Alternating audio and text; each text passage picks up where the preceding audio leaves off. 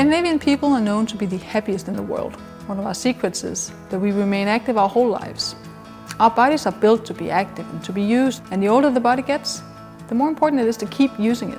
I'm Suzanne, and this is my business partner Anders, and together we run a small Scandinavian startup who has set out to revolutionize the rolling walker industry. What we try to create is actually a motivating mobility device. Something that's not only functional, but also have an aesthetic. It looks good. It's something that you would like to use. It's beautiful, it's light, it's practical. That is the essence of our design.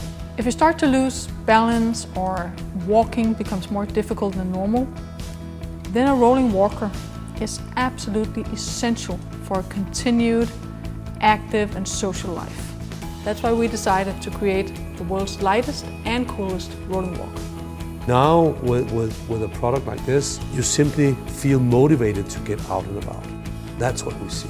There is a very, very clear relation between reduced mobility and reduced social activity. It has a comfortable seat, convenient for sharing an ice cream with your granddaughter.